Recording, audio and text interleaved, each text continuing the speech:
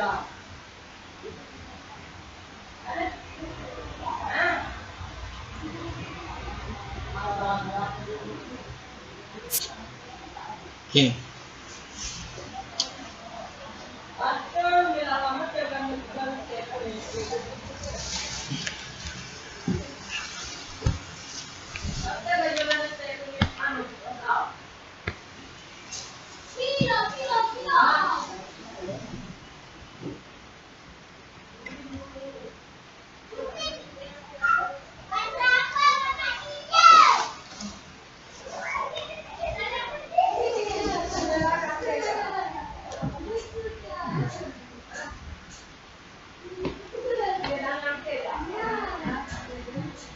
Bismillahirrahmanirrahim. Assalamualaikum warahmatullahi wabarakatuh.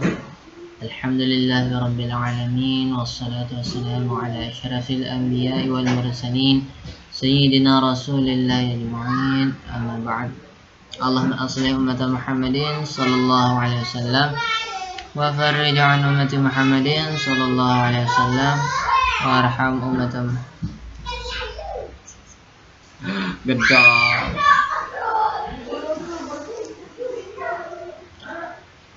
Bismillahirrahmanirrahim. Assalamualaikum warahmatullahi wabarakatuh.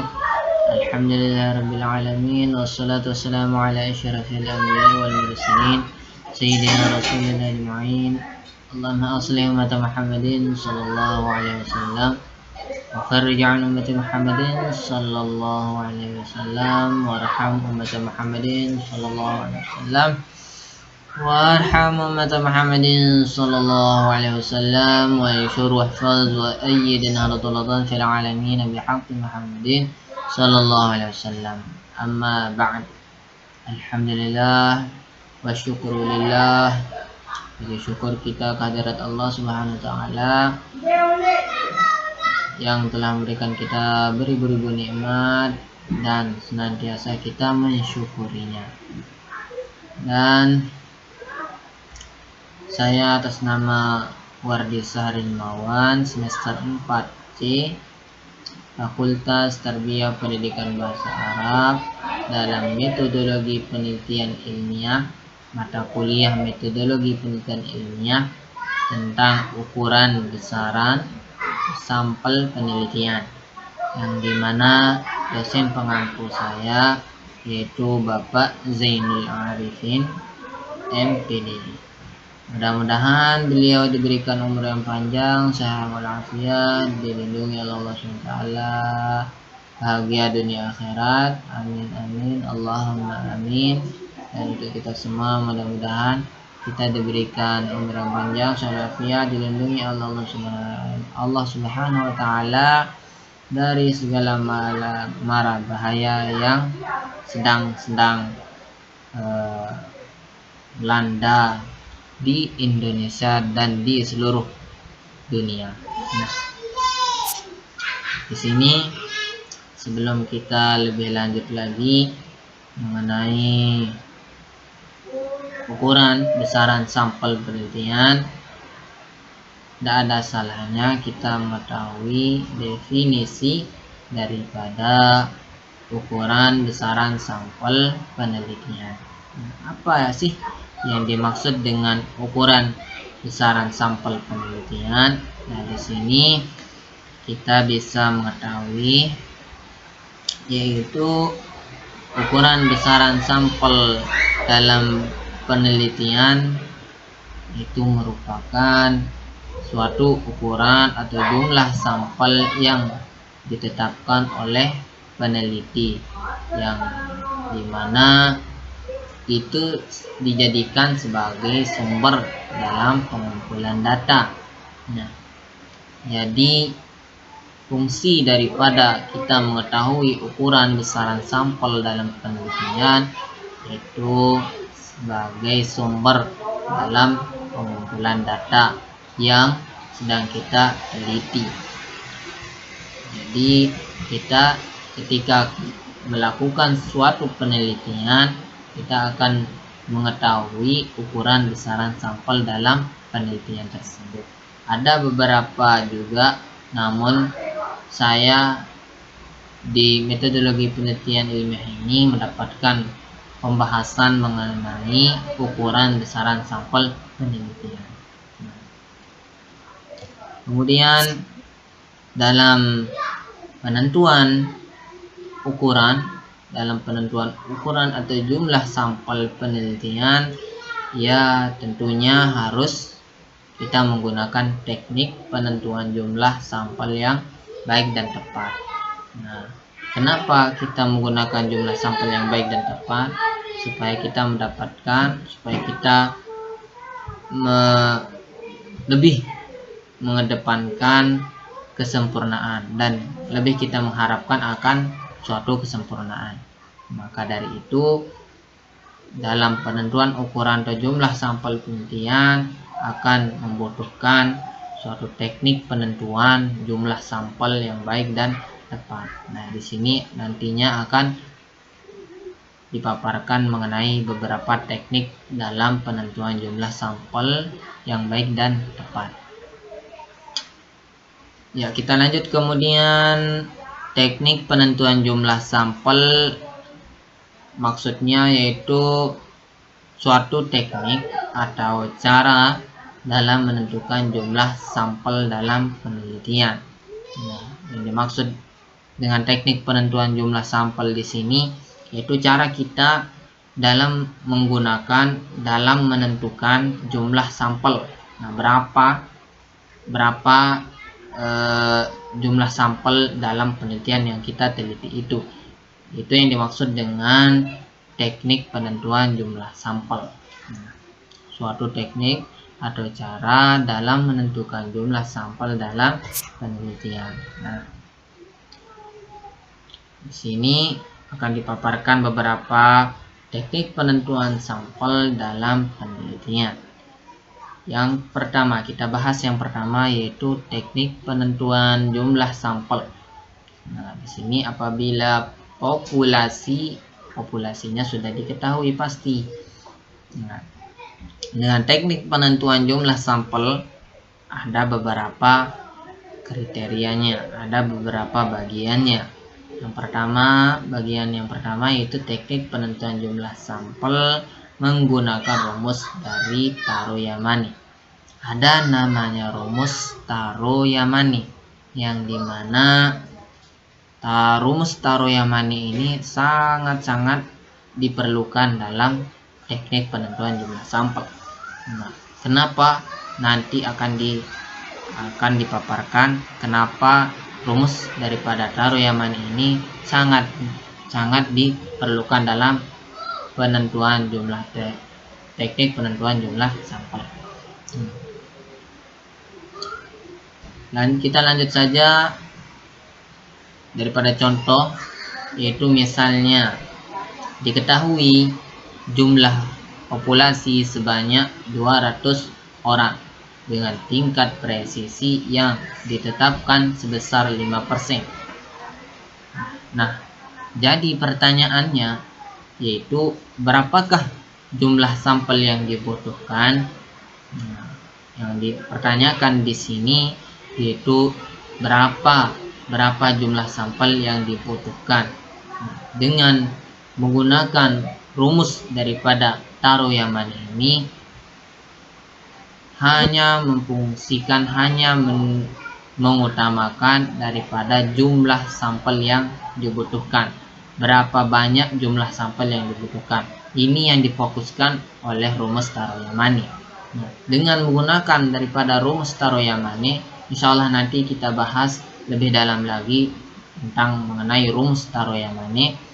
Nah, di sini kita jawab saja, yaitu dengan menggunakan rumus Taro-Yamane tersebut, nah, kita akan mendapatkan hasil daripada berapa jumlah sampel yang dibutuhkan, yaitu yang jumlah sampel yang dibutuhkan yaitu sebanyak 133,33, yang dimana kita bulatkan menjadi 133. Jadi jumlah sampel yang dibutuhkan setelah kita menggunakan rumus Taro-Yamane tadi, kita akan mendapatkan jumlah sampel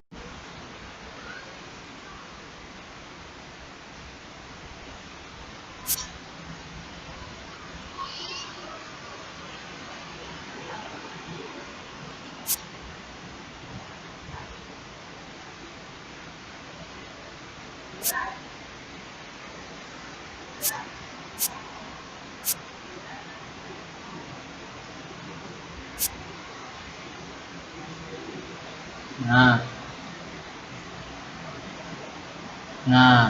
teknik yang kedua yaitu teknik penentuan jumlah sampel.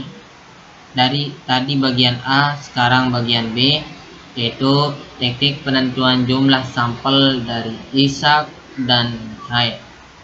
Nah, dari teknik penentuan yang diberikan oleh Ishak dan Michael yaitu hanya memberikan kemudahan penentuan jumlah sampel berdasarkan tingkat kesalahannya saja.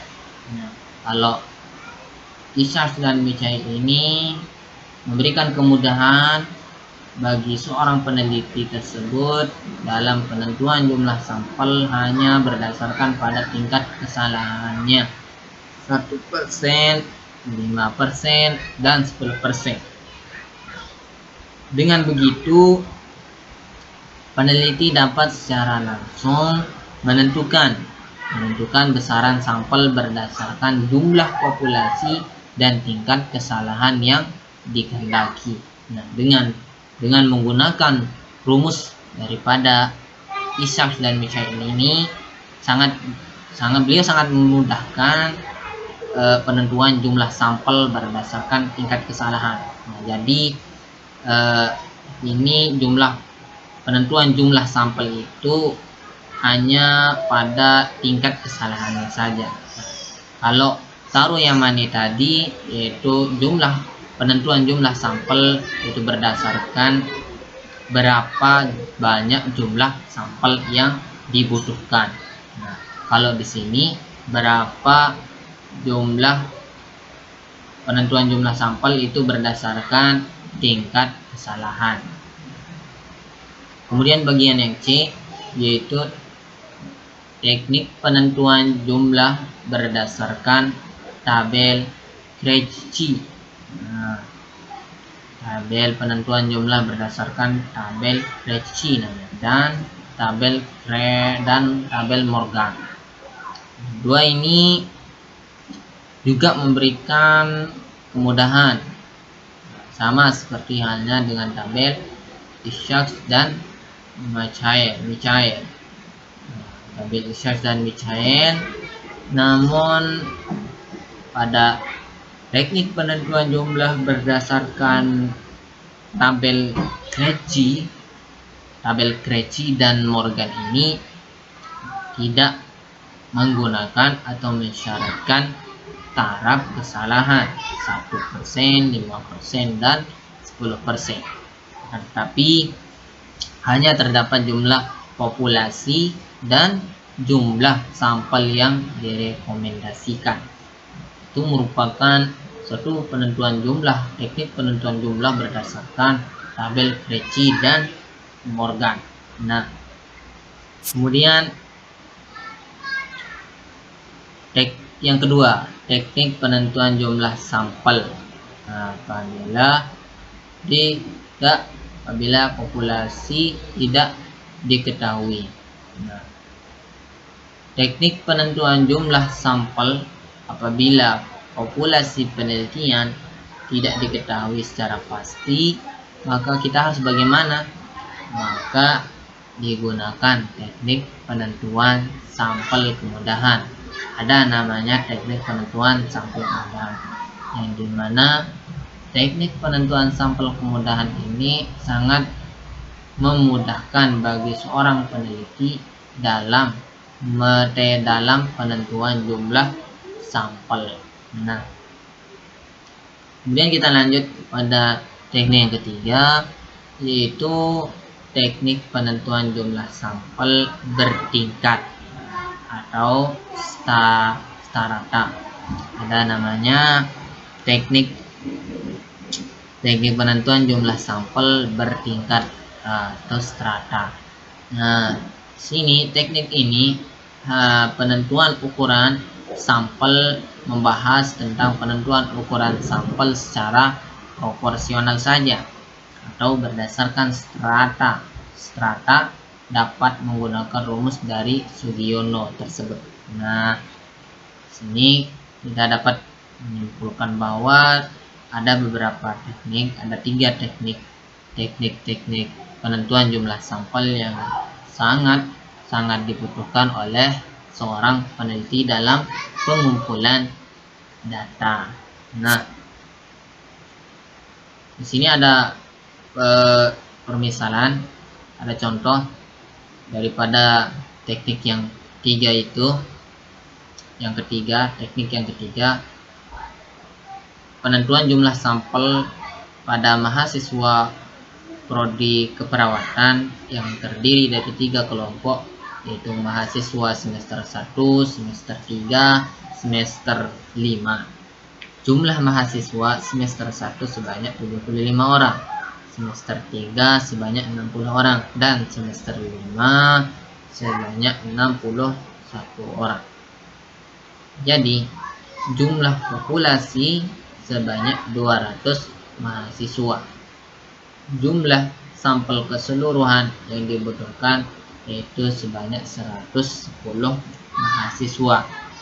Nah, itu merupakan jumlah sampel, itu merupakan penentuan jumlah sampel pada mahasiswa prodi keperawatan yang dimana dibutuhkan setelah dijumlahkan sampel keseluruhan tadi yang dibutuhkan yaitu sebanyak 110 mahasiswa.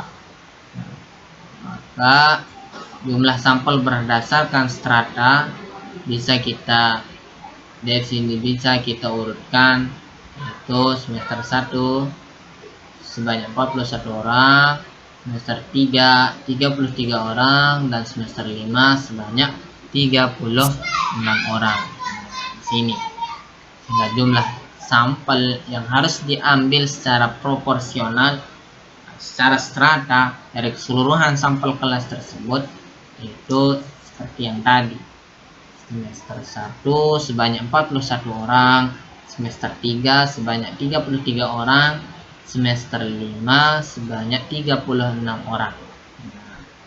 Jadi total keseluruhan sampel yang dimana yang ditotalkan tadi itu keseluruhannya yaitu sebanyak 110 mahasiswa.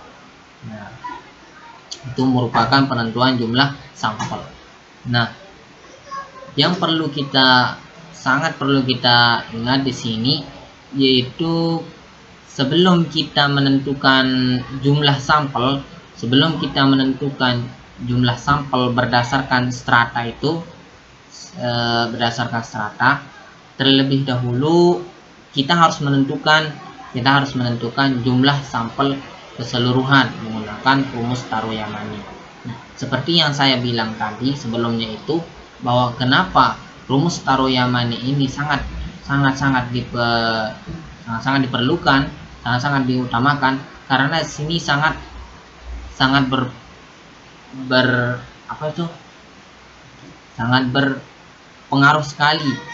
berpengaruh sekali terhadap data tersebut, pengumpulan data tersebut. Nah, di sini sangat berpengaruh dalam menggunakan rumus Taro-Yamane. Makanya yang perlu sangat kita ingat di sini yaitu sebelum kita menentukan jumlah sampel berdasarkan strata kita harus meneliti, kita harus menentukan jumlah sampel keseluruhan itu menggunakan rumus Taro-Yamane yang tadi itu, sehingga kita dapat menentukan jumlah sampel berdasarkan strata. Nah, itu merupakan urutan daripada penentuan jumlah sampel. Untuk penentuan jumlah sampel. Nah,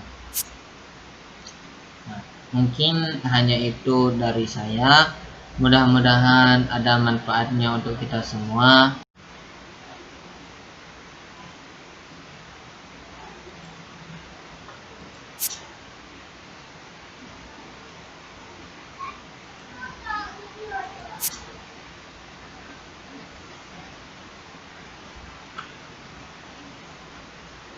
Mungkin hanya itu dari saya. Mudah-mudahan kita semua diberikan kesehatan, keafiatan, penjagaan oleh Allah SWT dari segala mara bahaya, segala musibah yang melanda, terutama yang sekarang ini. Mudah-mudahan kita terjaga oleh Allah dari mara bahaya oleh Allah SWT. Dan saya minta maaf yang sebesar-besarnya atas kesalahan, kekhilafan kata, salah kata, ataupun tingkah laku tadi yang kurang enak. Saya minta maaf yang sebesar-besarnya. Dan sekali lagi mari kita berdoa, mudah-mudahan penyakit musibah yang sedang melanda di negara kita ini mudah-mudahan diangkat oleh Allah SWT, dihilangkan oleh Allah SWT, dan kita semua aman, damai, tentram, aman, selamat seperti biasanya. Dan mudah-mudahan kita semuanya masuk surga bighairi hisab. Amin amin Allahumma amin. Wallahul muwaffiq wal hadi ila sabilir rasyad. Wassalamualaikum warahmatullahi wabarakatuh.